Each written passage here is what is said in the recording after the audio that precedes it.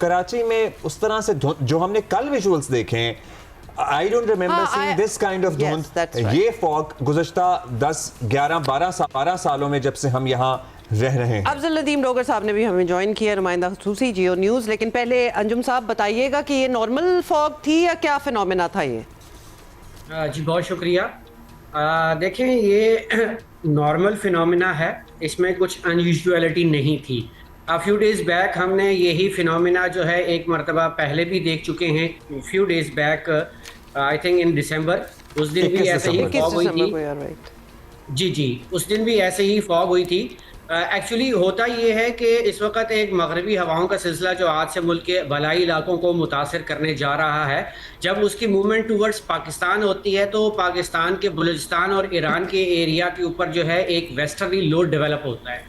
तो उसकी वजह से जो आपका सी, हमारा जो अरेबियन सी है, वहाँ पे हाई प्रेशर एरिया होता है, तो उसकी वजह से हमारे पास जो विंड फ्लो होता है थ्रू आउट द डे वो साउथ वेस्टर्ली होता है। जो साउथ वेस्टर्ली विंड्स होती हैं जो कि ओशन के ऊपर से आ रही होती हैं, वो अ बिट वार्म होती हैं और उनके साथ साथ मॉइस्चर बहुत ज़्यादा जो है वो आपके एरिया के ऊपर आ रहा होता है। तो इसी तरह जब रात को जब विंड्स आपकी रिवर्स होती हैं और नदरली विंड्स आती हैं आपके एरिया की तरफ जो कि बिट कूल होती हैं, तो उसकी वजह से नियर ग्राउंड जो है वो कंडेंसेशन होती है और उसकी वजह से क्लाउड डेवलप होता है जिसको हम फॉग कहते हैं।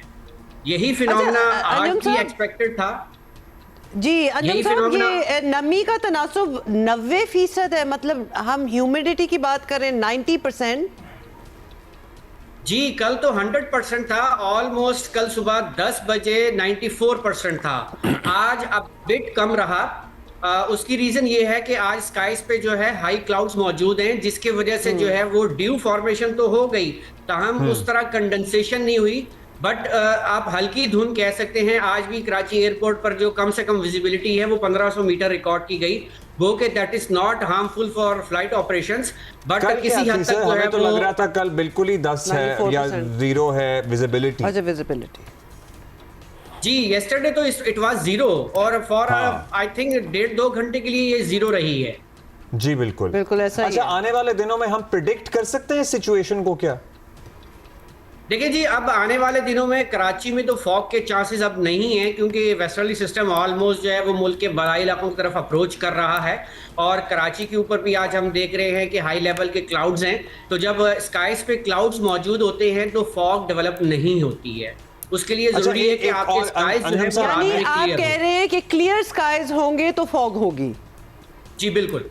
अच्छा अंजुम साहब, जरा मैदानी इलाकों की और पहाड़ी इलाकों की हमें सूरत हाल बताते हैं। ज़ाहिर पूरे पाकिस्तान में लोग इंटरेस्टेड हैं, हमें देख रहे हैं। बताइए क्या सूरत हाल रहेगी लाहौर, इस्लामाबाद, पिंडी, गिरदोनवा और फिर ऊपर अप इन द माउंटेन्स मजमूई? देखिए जी, आज से लेकर तकरीबन ऑलमोस्ट 23-24 तक और उसके बाद फिर 1-2 दिन की गैप के बाद तकरीबन you can say till 27 of this month मगरिबी हवाओं के सिलसिले जो है वो वक्फे से मुल्क को मुतासर करते रहेंगे।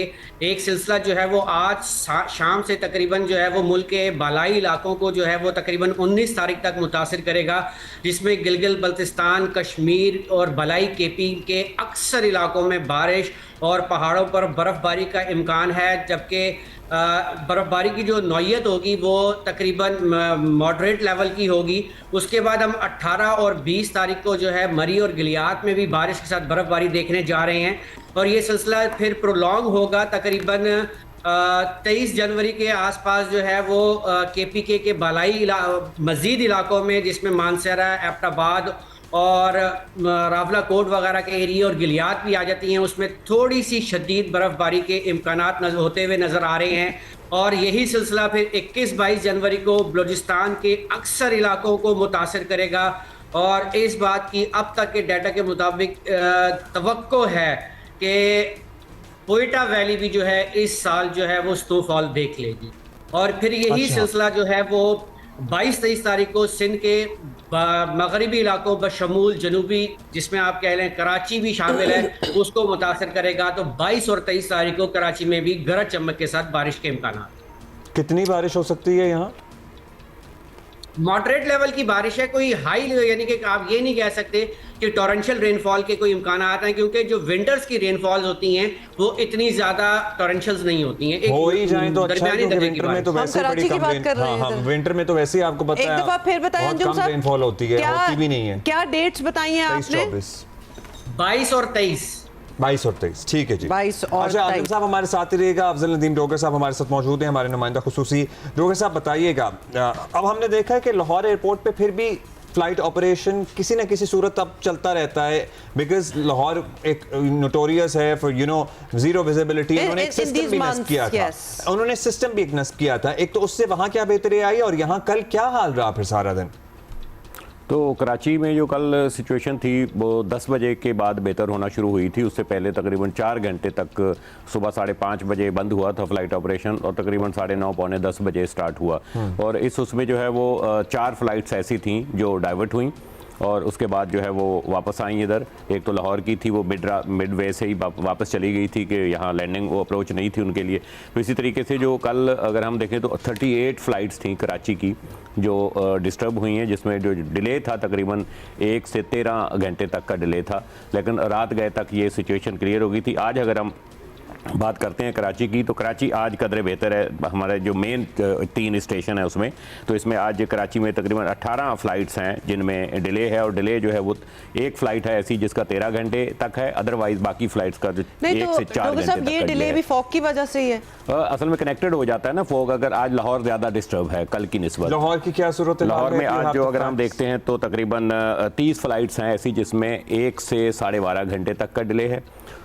कराची और लाहौर की जो 7 अलग फ्लाइट्स हैं उनमें जो डिले इस वक्त आ रहा है वो 1 से 7 घंटे तक का। अच्छा, डोमेस्टिक ऑपरेशन ज्यादा मुतासर होता है इंटरनेशनल? क्योंकि डोमेस्टिक में तो लिटरली फोन करके बता देते हैं आपकी कैंसिल हो गई है और आपको परसों फ्लाई कराएंगे या कल फ्लाई कराएंगे। ये दिस इज आल्सो हैपनिंग। ये इसलिए होता है, थोड़ा सा इन्होंने ऐसा किया है तमाम एयरलाइंस ने PIA के अलावा, कि वो क्या करते हैं कि इंटरनेशनल को डिस्टर्ब नहीं करते। कोशिश होती है कि इंटरनेशनल उनका ऑपरेशन जो है वो रहे, क्योंकि उसमें एक तो किरायों का बहुत ज़्यादा है लोग डोमेस्टिक की निस्बत, दूसरा कनेक्टिविटी भी होती है, डोमेस्टिक पैसेंजर जो है वो मैनेज कर लेता है किसी न किसी तरीके से। ये वजह है कि इनका वो है। लेकिन आज लाहौर में जो डिले है, जो कल रात की फ्लाइट्स थी आज शेड्यूल पे आई हैं, वो कि आज मुमकिन तौर पर जो वो चला सकते हैं। तकरीबन लाहौर की 37 फ्लाइट जैसे कि मैंने बताया 37 उनमें डिले है। जो कैंसल फ्लाइट्स हैं आज की वो हैं तकरीबन 12।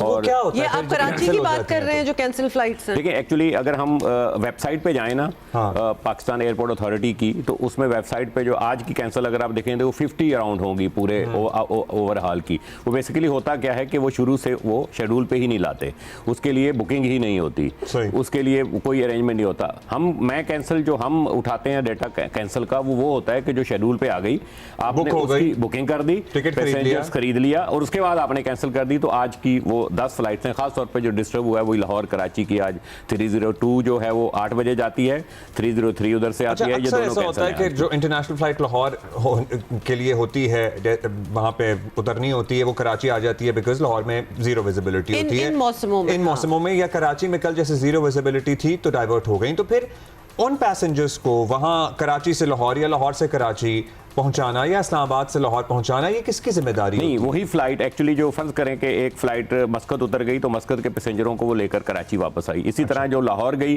तो लाहौर उतर गई, पैसेंजर या तो फ्लाइट में बैठे रहते हैं कि वो इंतजार करते हैं कि लाहौर वेदर क्लियर हो, और या फिर वो वहाँ उनको उतार देते हैं। उसके बाद फिर कोई पैसेंजर अगर वहाँ रुकना चाहते हैं तो रुक सकते हैं, अदरवाइज बाकी को वापस यहाँ लाती है, क्योंकि यहाँ एक तकरीबन उतने ही पैसेंजर यहाँ इंतजार कर रहे होते हैं जिन्होंने उस अगली डेस्टिनेशन पे उसी फ्लाइट में जाना होता है। जब डिले ज्यादा हो, जैसे तो कभी कभार हमारे साथ भी हुआ है कि जहाज में ही बैठे रहे, उसमें भी कभी कभार 2-2.5 घंटे भी हो जाते हैं जो बड़ा मुश्किल होता है। लेकिन क्या उसमें पैसेंजर्स के क्या राइट्स हैं? कितना डिले हो तो उनको कोई कॉम्पनसेशन मिलती है? देखिए 12 घंटे तक का है कि 12 घंटे तक अगर डिले है तो आपको वो होटल देंगे, और 12 घंटे तक का डिले अगर आपके पास हो। इंटरनेशनली भी यही है कि किसी एयरपोर्ट पे अगर आपकी फ्लाइट 8 से 12 घंटे इंटरनेशनली है कि आपको अगर डिले ज़्यादा है तो आपको वो होटल देंगे या जो भी अकोमोडेशन देंगे, अदरवाइज वो मैनेज कर लेते हैं, खाना दे दिया आपको, वाचर दे देते हैं आपको, आप जिस तरीके से वो करें। अभी रोगा साहब मेरी इस्लामाबाद टू कराची फ्लाइट थी, मतलब 4:45 बजे की मेरी फ्लाइट थी और रात 11:30 बजे चली थी। सो देख लीजिए क्या तो बस सूरत वो हाल। करते क्या है, चालाकी ये करते कुछ हैं कि सैंडविच 1 से 2 वगैरह भी घंटे नहीं- डिले, 1 से 2 घंटे डिले, तो इस तरीके से हाँ, करके वो तो कर था ही लेते हैं।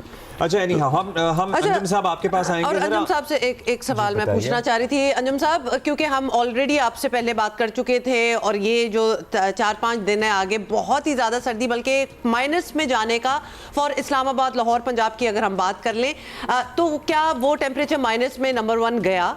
और दूसरा, ये तो एक पैच है, ये कब ख़त्म होगा? क्योंकि वाकई हम जब बात करते हैं तो हमारे रिश्तेदार हमें बता रहे हैं कि ऐसी सर्दी पहले नहीं देखी। खून जमा देने वाली। जी देखिए, बिल्कुल जनवरी का मौसम है और याद रखिए कि जनवरी जो है वो पाकिस्तान में सर्दी का पीक सीजन होता है। तो सर्दी जो रही पंजाब में या सिंध के अक्सर इलाकों में वो मामूल के मुताबिक ही रही है, या मामूल से 1 से 3 डिग्री सेंटीग्रेड कम रही है। तो that is not you can से कि कोई हमारे रिकॉर्ड ब्रेक हो गए या कोई बहुत हार्श सर्दी हुई।